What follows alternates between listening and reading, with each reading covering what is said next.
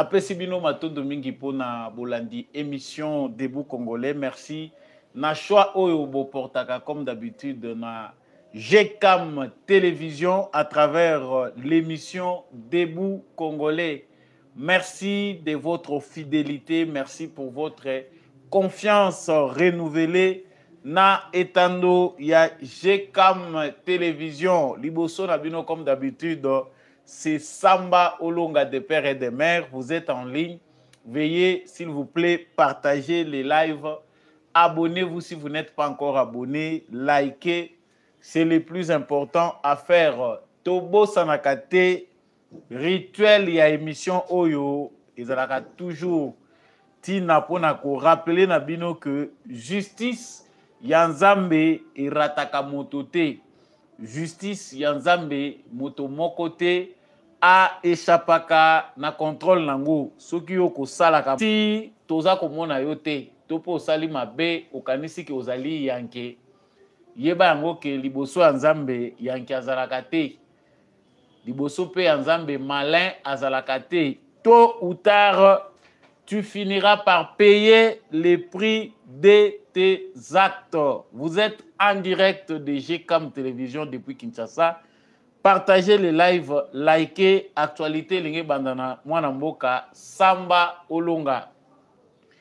À la une de notre actualité, réunion et task force, na haut commandement, il y a militaire et Salemaki, na président de la République, Félix Tshisekedi. Nini ezwamaki kuna penda lokola ba décision Samba Olonga azali ko décortiquer yango sikoyo toyeba nini oyo ezali à la base ya deuxième réunion ya haut commandement militaire oyo président Félix Tshisekedi a convokaki. Actualité a mibale to ko commenter pe ko analyser na bino ba journaliste mibale ba journaliste congolais mibale ya Radio Okapi Mususu, il y a initiateur, il y a Radio Kivu. Va rejoindre mouvement terroriste M23, c'est-à-dire va rejoindre Kagame. Il s'agit de monsieur Magloire Paluku. Il y a initiateur, il y a Radio Kivu. Et puis, monsieur Delion Kimbulumpu, ancien P à Radio Okapi, Azalaki P conseiller en communication, il y a Abe Malumalu et puis il y a Corneille Nanga. Ba journaliste oyo mibale bazalaki basé na Kinshasa ba uti ko rejoindre ba terroriste il y a M23. Qu'est-ce qu'il y a à la base? Nous sommes infiltrés. Qu'est-ce qui se passe? Batu mingi baza kota la tribune aye azanande, je vais parler de cette ndeko oyo a rejoindre ba M23. La situation parce que en voulant trop parler ba congolais belé pe bazako luka ko diviser ba congolais mususu tokolobela pe 49e session ya assemblée parlementaire et pas wapi caméra kendaki kuna na Montréal na Canada ezalaki lumbe na Louise Mushikiwabo akutanaki na ba journaliste congolais na couloir na ye parce que aboyaki kotanga kombo ya Congo. Ezalaki difficile pour naye kolobela dossier affaire Congo na lorsqu'azwaki parole na assemblée générale il y a ba parlementaire il y a espace francophone yango penande esalaki que ba congolais bazala nerveux balandi etina couloir pona kotuna mituna Vital Kamerhe amonaki yango pende ezalaki passe en or pour boyebi ndenge monoko na ezalaka pour alobela yango. Est-ce que wanande koki penda ko changer donne wanande eza ko pesa poids na démarche ya Vital Kamerhe yango wana penda nde ye a se déplacer ki pa ke ko sala na Canada ba révélation mususu ezali na kati ya émission oyo. Veuillez partager s'il vous plaît, vous qui êtes en direct, partagez déjà les lives, partagez. Bon après-midi à vous aussi, bon courage, merci Nabino Nyonso Bozo Landabiso. Likez, partagez, likez, partagez. Vous êtes en ligne, commencez par liker et puis partagez les lives. Je suis en direct. Et je termine par le ministre de l'Urbanisme et Habitat qui annonce les lancements imminents avec le ministère de la Justice de l'opération de récupération du patrimoine privé de l'État. Bandaku, ba immeuble, ba concession, il y a l'État. Oyo, ezwamaki na batu, ba individu, oyo bazwaki yango, en tout cas, bazali ko lancer processus ya ko récupérer yango ministère ya justice na ministère ya urbanisme et habitat, ba vandeli dossier wana kolandisa mitindo a pesaki bango. Est-ce que bakokoka, est-ce que bako arriver na suka ya ba décision na bango to kolobela ngo na kati ya émission oyo. Na tombeli yo muto betili baku malamu ya kolanda émission oyo. Boye malamu na kati émission Debout Congolais présenté par Samba Olonga des Pères et des Mères. Partagez, likez, abonnez si vous n'êtes pas encore abonné à cette chaîne. N'oubliez pas de commenter, de nous dire aux Ali Kolanda Bisso. Depuis Wapi, à travers République démocratique du Congo, depuis Wapi, à travers les mondes, FARDC na motema, Wazalendo na motema. Nalobaki actualité ya liboso, o tozako bananango, o ezali deuxième fois que réunion ya task force ya haut commandement militaire ezali ko salema. Président Félix Tshisekedi a président qui réunion moko munene lobby lisusu ya haut commandement militaire. Na suka ya réunion wana selon communiqué ya présidence, président a sengi na bango ba mapinga na biso bacha en pratique ba décision ba exécuter na réunion wana, c'est-à-dire ba fande la dossier wana ba kende. Au même moment, ba tergiversation ezali mingi concernant dossier oyo ya cessé les faits. Nous avons reçu une information hier, et ça déjà public. Société civile, vous, hérité, gouvernement Nabiso, sur entrée, il y a ba camion, ba mituka, il y a ba soda, ba militaire rwandais. Pendant que nous sommes na temps où nous allons koloba officiellement que nous allons observer trêve. Trêve initiée par les États-Unis d'Amérique. Toyokaki ministre des Affaires étrangères Nabiso Alobi. Trêve wana eza initiative ya Congo te. Eza sur demande ya États-Unis d'Amérique et la RDC soucieuse ya ko protéger population civile Nabiso azali na ba condition moko humanitaire ya pasi. Nde balobaki en tout cas toko kotalango mais avec de précautions.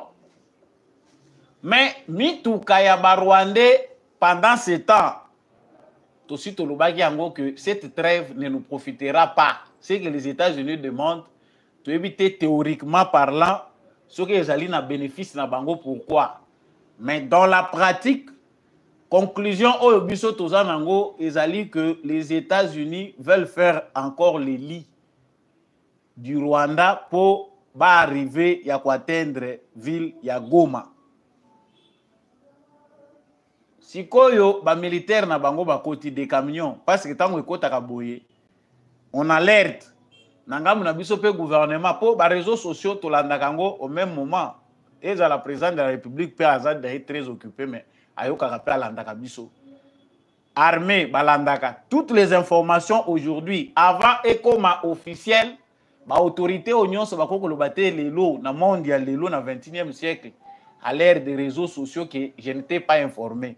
Même par des voies non officielles, message comme la que na village tel, nanu ba yelinga rapport mais déjà na sina joango na réseaux sociaux. Aujourd'hui, nous sommes plus rapides que ba annonceur officiel, bato ba memelaka président de la République basam. Mais dans une situation pareille, Félix Tshisekedi avait raison dès le départ de scinder la démarche militaire na démarche civile. Démarche ya ba diplomate et koyo kozala ndenge moko na ya ba militaire te, sachant que Kagame est rusé.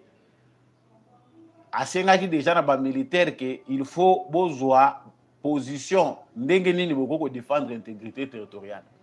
Au moment où on parle, toyebite ce qui trêve wana il y a 2 semaines et aussi là. Parce que de deux côtés, ça bouge. Outre l'affrontement où Ezali Kosalema, est un peu sporadique, mais ça s'est fait entre les Ouazalendo et l'armée rwandaise. On sent que de deux côtés, il y a un jeu de ping-pong. Est-ce que l'Amérique a une mesure concrète? Parce que Conseil de sécurité lobby et Souki Kaka n'a pas condamnation, comme d'habitude. Le Rwanda a plus de 4000 militaires sur le sol congolais où ils ont continué Kotinda. C'est documenté. La France, le Royaume-Uni, les États-Unis, la Corée du Sud, bazali kolobela likambo ya ba militaire, présence ya ba militaire rwandais sur le sol congolais. En tout cas, c'est le même discours d'il y a 2 ans. Toujours continuer qu'on patauger toujours dans la boue en train d'observer. Si cela est le cas, parce que tu comprendre que représentant na biso na Nations Unies a commis ko sécher na maloba, a commis ko sala ba détour, ko zongelaka ba parole o ya sia loba na Conseil de sécurité. Makamba lobby na Conseil de sécurité eza différente na makambo yo elekaki mikolo elekaki. Ça dit on doit passer à autre chose parce que là on a tendance à comprendre que Nations Unies, Conseil de sécurité des Nations Unies, bazali plus préoccupé par d'autres conflits qu'ils pensent qu'il faut conflit à Congo, bah gérer en Congo, la base ko gérer bana moko bino bozela kaka, toko vendre la dossier na bino toko ya kozongela ngo.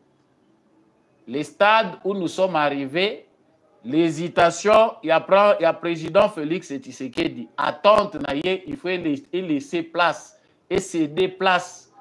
Na décision ferme, les armes, on ne les achète pas pour les emmagasiner, surtout dans un pays où il y a encore des infiltrés. Oh, ceux qui botique li bango espace, minduki et koki ko se retrouver na maboko ya ba rebelle. Nous n'avons rien à apprendre à nos autorités sur ce point. Donc, le logo est aux là qui pose à mois de juillet. Yango et Salami à niveau du Conseil de sécurité des Nations Unies. C'est vrai de nous dire que le Rwanda est derrière tout ce qui se passe. Les États-Unis, Balobi, il y a implication directe du Rwanda derrière les M23. Il ne s'agit pas seulement de présence na Bango. Mais Bozolo Bayango, mais Tozali comme na action mon côté. Chers Congolais, nous aussi ça nous fait mal de répéter les mêmes informations, de venir vous dire les mêmes choses. Les Congolais doivent se préparer pour une seconde fois pour agir. On sent qu'à niveau du Conseil de sécurité des Nations Unies, ils ne sont pas décidés. Bazina nous décision claire pour sanctionner le Rwanda. Les demandes répétitives, il y a des Congolais, il y a le gouvernement congolais pour demander qu'on sanctionne le Rwanda. Nous, ils gain de causes. Sur cela, la pression de la population congolaise s'avère nécessaire. Il faut que le peuple congolais s'apprête encore à des grandes manifestations, à des manifestations d'envergure contre la politique occidentale. Quand ça traîne, tout ça déjà la moitié, il y a déjà tout l'équipe moitié, il y a année 2024. Moitié oyo, ezali année décisive où ils allaient qui planifier pour que MONUSCO attaque à Congo. Mais voilà, on se décide à ce que l'ONU puisse encore s'associer à la SADC. Balata plan ya SADC et comme lisusu ya bango, ba s'approprier ango, ba soutenir SADC na ba moyen et puis s'il faut appuyer par les armes, ba sala yango pour ba kokisa ngo. Moi je me dis si le président Félix Tshisekedi se permet encore de se laisser distraire na batouana na plan au bazali nango, nous allons perdre encore beaucoup de temps. L'année 2024 va se terminer en queue de poisson. Beaucoup de gens ont dit que la question de sécurité résout l'excellence tango mingi.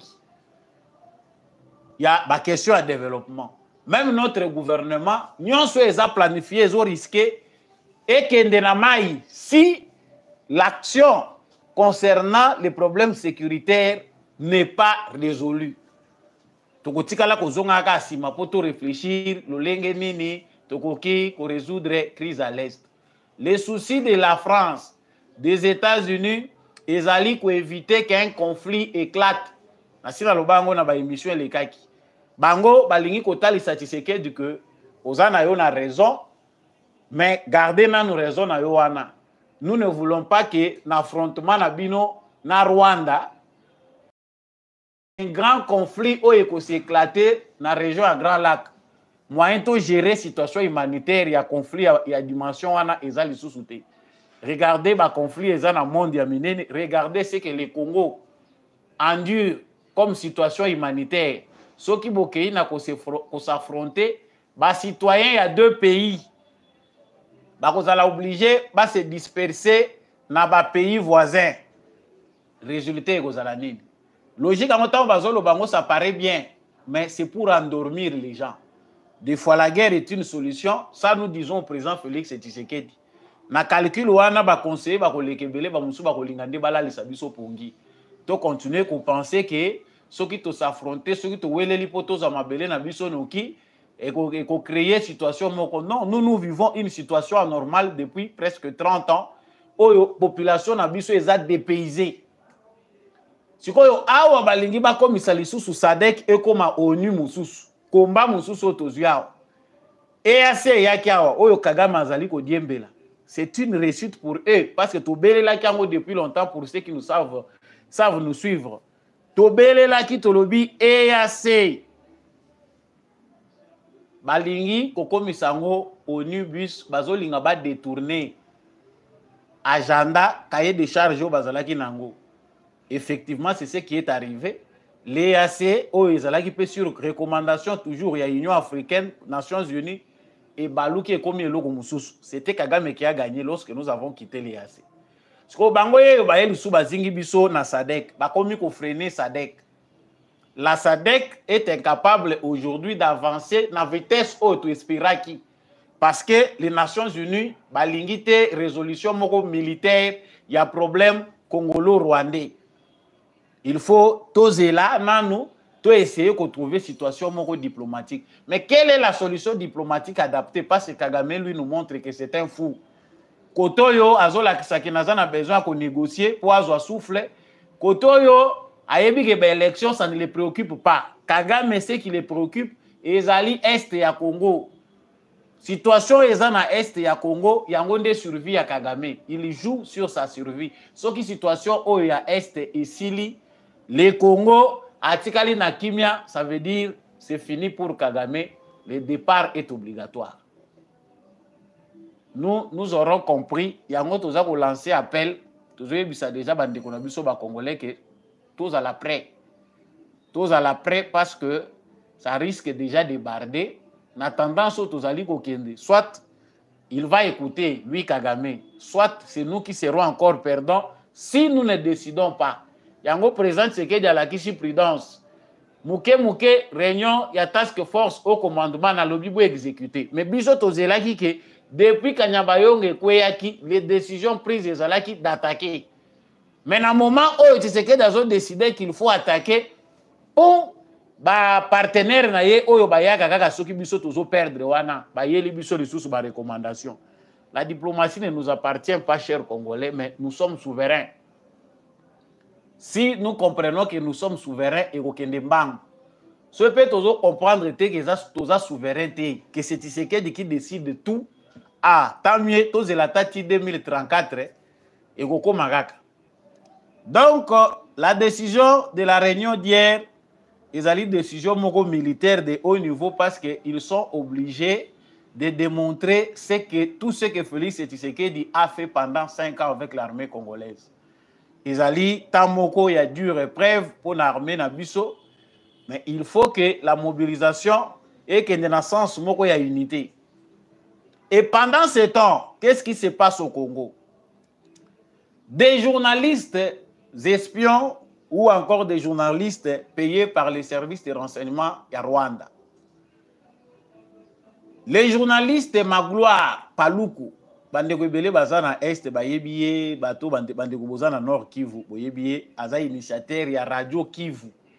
Ancien conseiller en matière de communication, il y a ministre, il y a culture et art du gouvernement Sama Lukonde.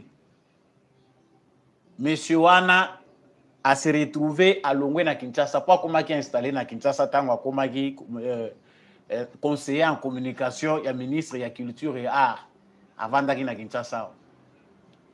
Comment il se retrouve chez Nanga, comment il se retrouve chez les Rwandais. Moussous Eza, monsieur de Lyon Kimbulumpu. C'est un ancien de la radio Okapi. Ancien conseiller en communication du président de la CENI, Abe Malumalu, et puis Corneille Nanga. Yepe a se retrouver à Katisingambu Yakuna. Na moment tozako loba, déjà bango moko ba annoncé na aventure na bango ya M23 qu'il est de leur côté. Comment des journalistes peuvent quitter et se retrouver de l'autre côté? Cette mobilisation qui n'a pas réussi, parce que tu as vu que mission Oyo Kagame Pesa Kinanga, il y a mobiliser plus de Congolais pour éviter les sanctions, et dire que dans le moment où ce n'est pas moi qui suis impliqué, il s'agit de problèmes, une affaire congolaise. Nous savons que sur le plan, il y a mobilisation. Tshisekedi a bien pesé parce que la jeunesse de l'Est du Congo et du Congo en général a plus répondu à l'appel de Félix Tshisekedi comme père de la nation que l'appel de l'aventurier qu'on appelle Corneille Nanga.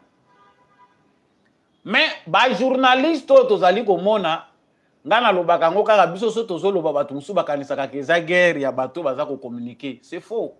Nous avons des journalistes qui sont enregistrés par le système de renseignement. Il y a Rwanda. Le Rwanda vit de l'infiltration, le Rwanda vit de la manipulation, le Rwanda vit de l'espionnage. Ce qui Kagame a continué au Kanisaki en force, ce sont des Congolais ici et des Rwandais qui nous ont infiltrés, qui lui donnent des béquilles. À l'est du Congo, nord Kivu, sud Kivu, na moment tozali koloba, Kagame compte sur des journalistes. Nazo pe sabino kaka bendis. Na moment yo boyo kagike kanyabayonga ekwei basite nini ekwei. Essayez de vous répéter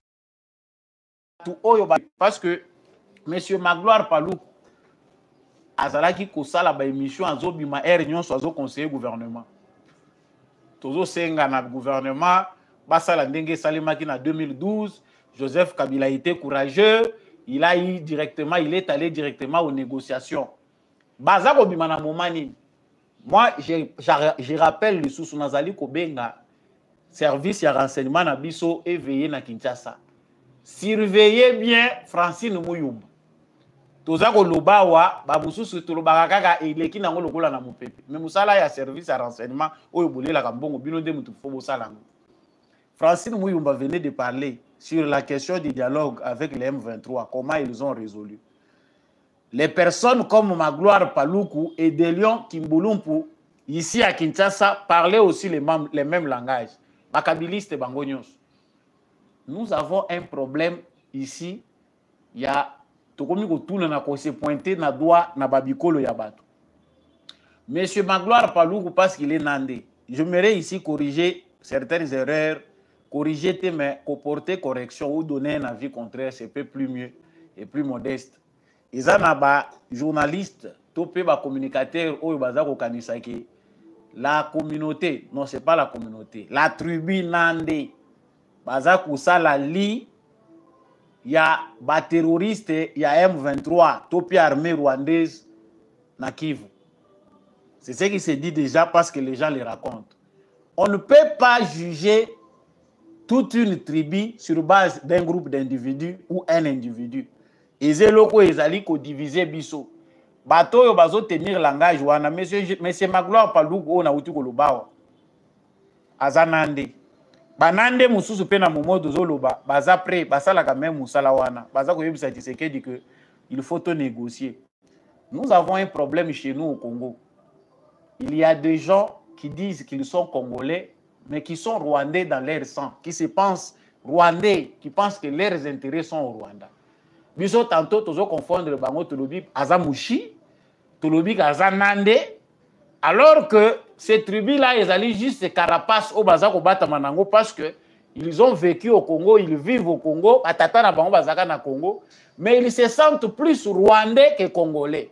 Leurs intérêts sont au Rwanda, ba intérêt na bango eza na Congo ti.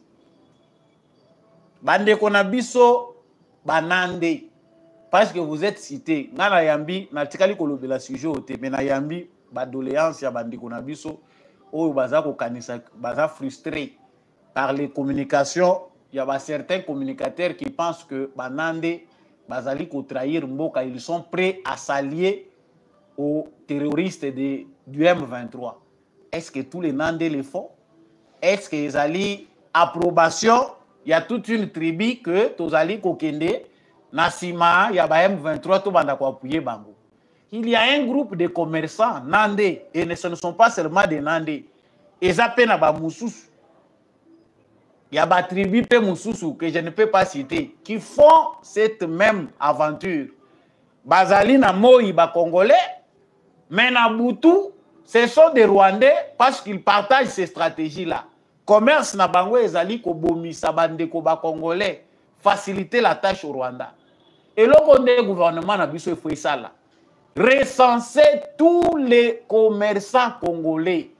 Oyo basala ka ba va et vient ba katsa ka ba frontière. Ministère na biso ya commerce extérieur, ministère na biso ya économie. Il y a un moyen de sécuriser aussi nos frontières. Ezali ko contrôler batu oyo baza ko sala ba commerce transfrontalier. Bato baza ko katsa bazo kende na ba pays voisins bazo zongaka. Ce n'est pas une affaire simple.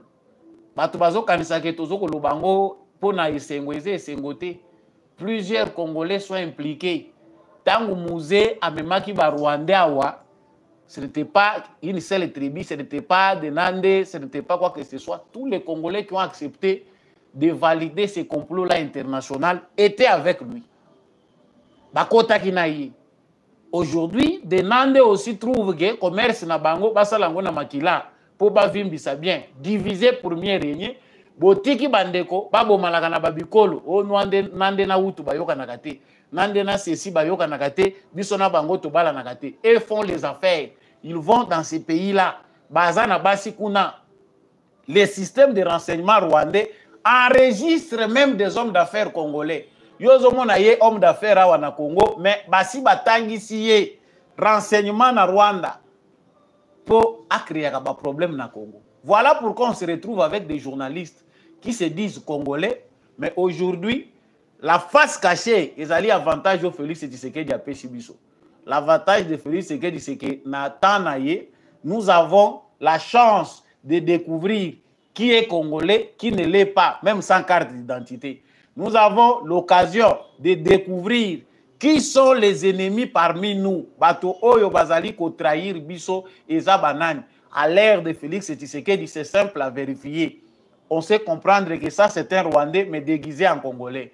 Et ici, moi, je peux conclure sur base, il y a Makambo Ezako Salima que M. Magloire Paloukou et Delion Kimbulumpu sont des Rwandais qui nous ont infiltrés, ce ne sont pas des Congolais. Service ya renseignement mingi ya bato oyo bazali konyoko la biso awa, balati poso ya bikolo na biso, ce ne sont pas des Congolais. Baza mingi bapaya infiltré au milieu de nous, oyo bazali au service ya renseignement ya Kigali. Enregistrer les hommes d'affaires. Chers membres ya service et renseignement militaire, ANER, beau enregistrer ba commerçants congolais. Suivez avec rigueur les journalistes congolais. Tant que journaliste azobima azako s'opposer na position d'État, bisognon sotoyebi que nous ne sommes pas d'accord de dialoguer avec les Rwandais. Pourquoi? C'est simple, même si notre gouvernement joue à la manœuvre sur le plan diplomatique, pour nous n'allons dialoguer que si les Rwandais retirent ses militaires. C'est une façon de refuser carrément. Le dialogue qu'on veut nous imposer, ce n'est pas en réalité un dialogue. Ezali complot, même la communauté internationale qui accepte de nous faire passer le temps dans un prétendu dialogue qu'ils veulent que tout ça là, tout ça autour yanini. Est-ce que Kagame a des citoyens qu'il a mis au Congo? Si nous avons des citoyens congolais d'origine rwandophone, et c'est à Kagame de sécuriser ces gens-là. Mais vous trouvez qu'il y a des gens qui se disent congolais, qui sont chez nous, qui défendent cette thèse-là? Non, Bokende Kosolo là.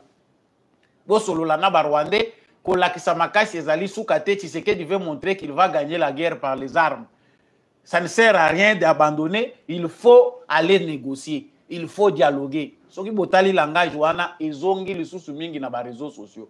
Les Rwandais en parlent et il y a des soi-disant Congolais qui en parlent aussi, qui pensent que dans le moment oyo, il n'y a plus rien à faire, il faut dialoguer. Balobaka na français quelquefois malheur est bon. Biso toza ko comprendre que derrière notre malheur, ndenge to perdre ba localité awa, nous arrivons à dénicher, à identifier encore certains traîtres parmi nous. Ba douleur mususu wumela kapo boko yo kaka guerre ici, mais botikali na bandoki mususu. Plus ça dure, plus on découvre beaucoup de gens infiltrés parmi nous qui nous trompent. Bolingwamboka ezate, bazape ba congolais te. Ces deux journalistes, moi je pense qu'ils ont des familles, les services de renseignement peuvent mieux enquêter. Ils ont un réseau de politiciens à Kinshasa, parce que c'est ça l'information que nous avons.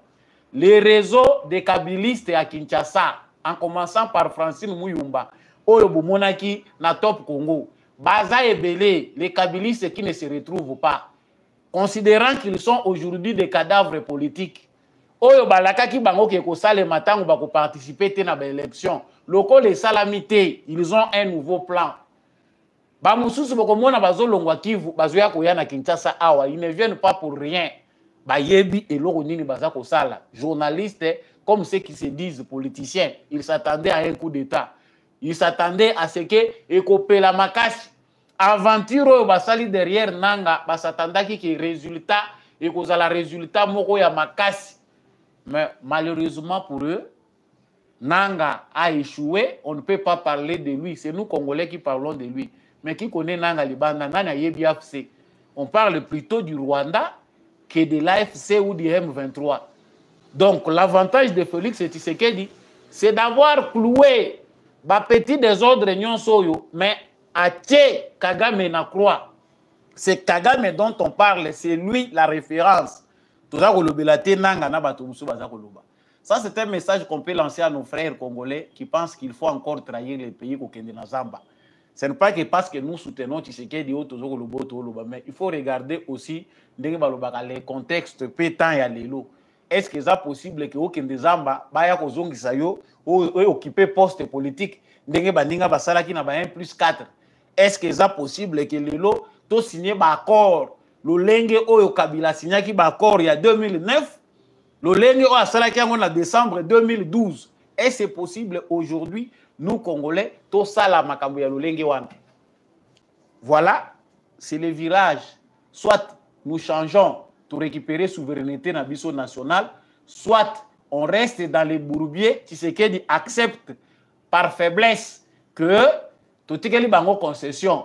Le rôle à Mabele à Kivu, Rutshuru na Masisi c'est comme un territoire à Batuti. La concession, c'est qu'on leur laisse ce qu'ils veulent et nous avons la paix. Voilà. Mais si Tshisekedi reste ferme, il est ferme, c'est parce que nous voulons récupérer Oeza Yabiso. Que ceux qui se sentent congolais référencent les gouvernements congolais. Ils n'auront pas des parrains. Bakozala ba parapluie na Uganda te, na Rwanda te. Et c'est ici aussi qu'on profite pour réveiller notre gouvernement. Et ça passe. Pour expliquer que Ouganda pas agressé parce que le gouvernement congolais n'en parle pas. L'ONU vient encore de le faire, que l'Ouganda aussi fait partie de la manœuvre de Rwanda. Si les M23 se déplacent calmement, Ouganda, ils sont là-bas, déplacent Baza hébergés. Mais nous attendons jusqu'à quand pour mettre officiellement fin à la coopération militaire entre l'Ouganda et la République démocratique du Congo.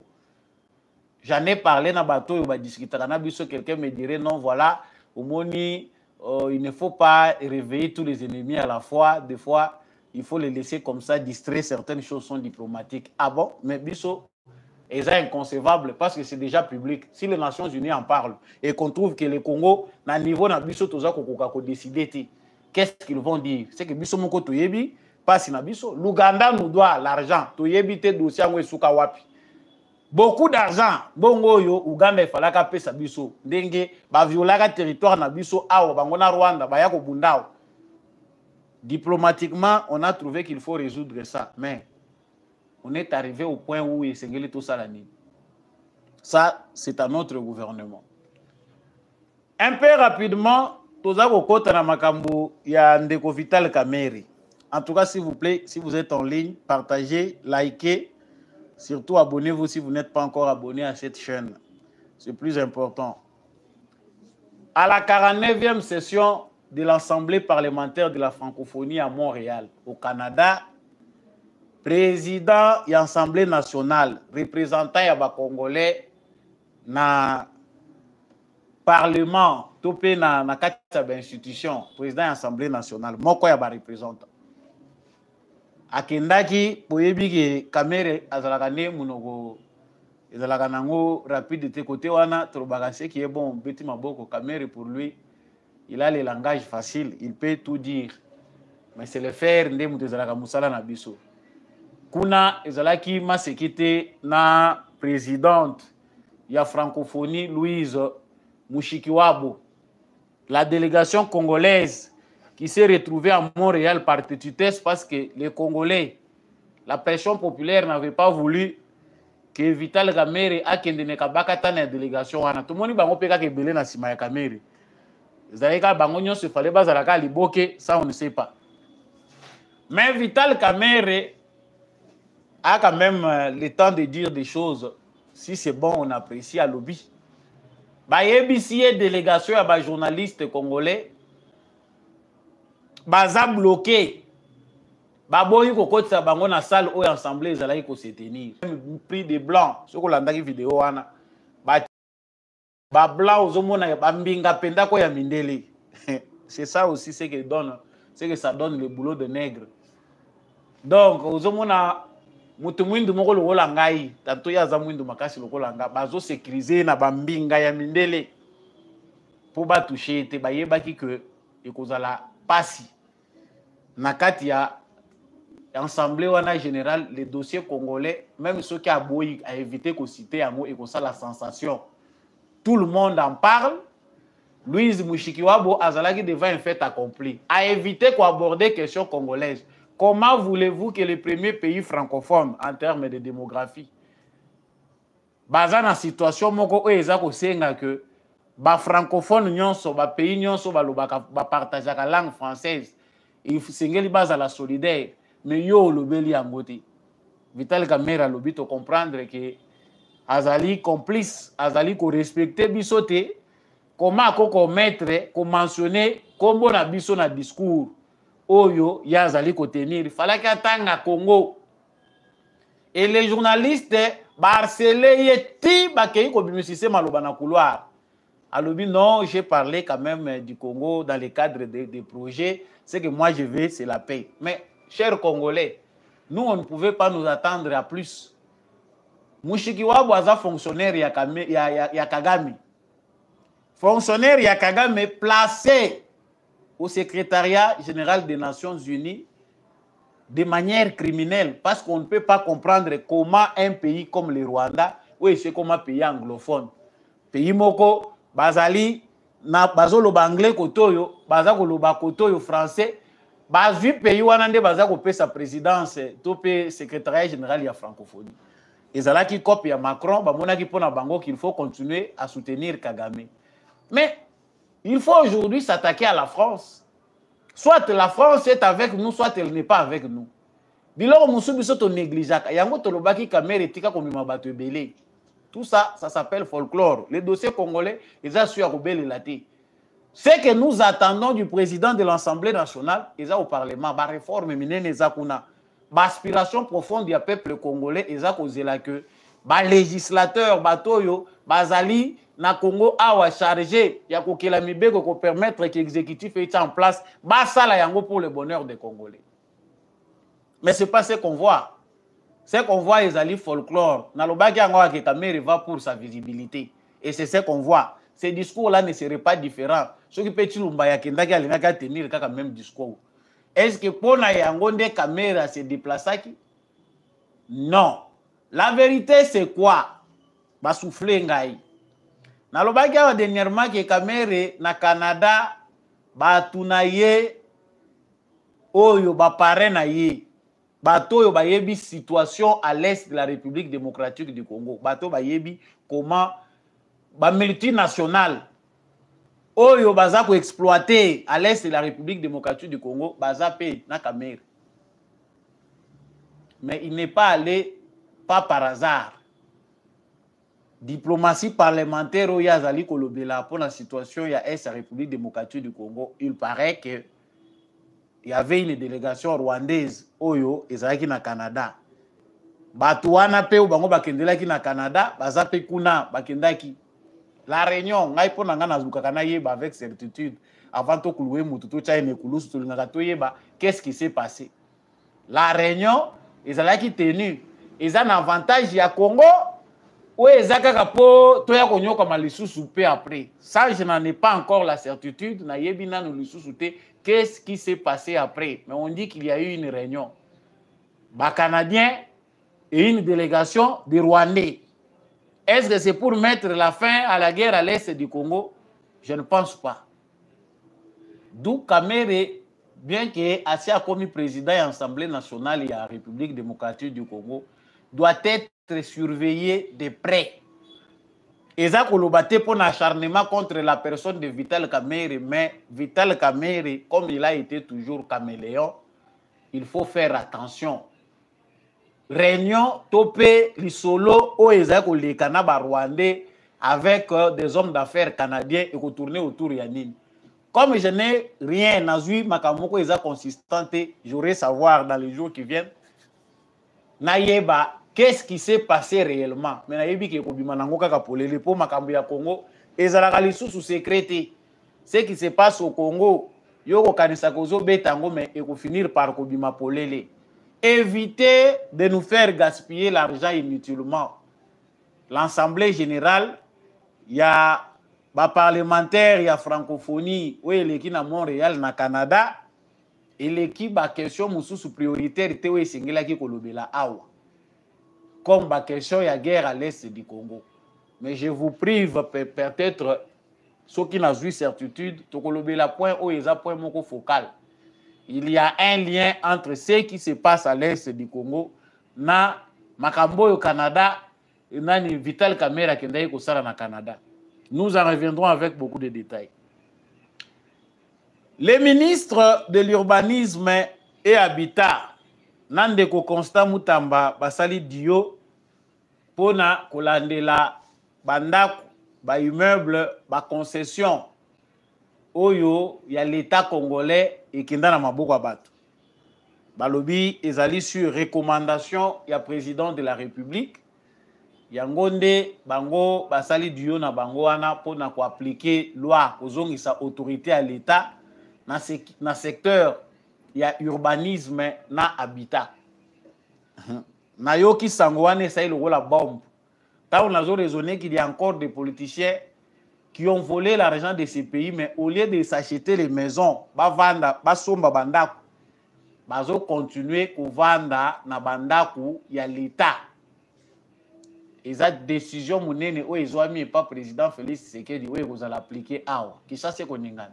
Ba concession, ba immeuble, na ba habitation. Gombe o mobimbe za bandaku musu batu babosana. Yazo kanisa pendaki za na carte te. Wana tosengi na bino bokanga bato belé parce qu'il y a des conservateurs qui ont aussi retiré donné certains dossiers, il y a des documents ya bandaku ya l'État. Ba benda yango na bato Kabila pour s'approprier bandaku ya l'État. Vous verrez que PPRD tango balongwe na pouvoir na Joseph Kabila. Pour bazalaki pe na pouvoir te PPRD zaki nango ya Kabila te. Lupango oyo bango batiaki siège na bango national ya PPRD. Babotola bango yango ezalaka ndako na bango te. Omonaki ba réunion zo sali manase ya nzete. Ils sont encore nombreux comme ça dans la capitale. Baza ko continuer ko occuper bandako ya l'État. Dans les provinces aussi n'en parlons pas. On peut se réveiller un matin au monika ouye au moni concession privée pas au moni balokoti na bango balobi ba morceler yango. Je suis en train de me demander, ils ont une concession où ils ont morcelé na minute où basi bakaboli comme 20 mapango 30 mapango. Maître Constant Mutamba excellence okosuka nango ndenge nini. Mais la force reste à la loi. Pomboka ezonga tout droit et singeli justice ya malunga esimba makambo. Soki justice esimbi makambo te, nyonso tokosala eza lokola théâtre. Bande ko ngai bo comprendre que télévision ezangonga émission ekomi penda na suka. Boza ebele en direct, likez, ndenge peka boza ebele, partagez les lives, abonnez-vous si vous n'êtes pas encore abonné à cette chaîne. Merci Nande Kombi à chaque fois qui na sima caméra pe na réalisation pour cette émission et comme la bino matondo mingi pe na bino ba nyonso bozali ko contrer ko sala monso pour cette émission de Debout Congolais comme ko tombola penda bendele ekolo Congo. Merci na bino apôtre Gérard Kabeyachovo, l'homme de la vérité des urnes, Jean-Louis Timbalanga. Merci à papa Michel Oumakasso, merci à papa Maurice Kikangala. Merci à papa Boniface Mpunga, papa Freddy Ngwama. Merci à maman Bilbilonda, maman Lisette Mumbendou. Merci à papa Kennedy Mukendi, maman Anima Samba et tous ceux qui aiment bien Samba Olonga. Je vous aime beaucoup. Partagez, likez. Yamoutoué Ezali, Bolingo, Pebo Mokonde Kosala Kemboka na biso ekende liboso. Wazalendo na motema, FARDC na motema. Tukutani na prochaine émission.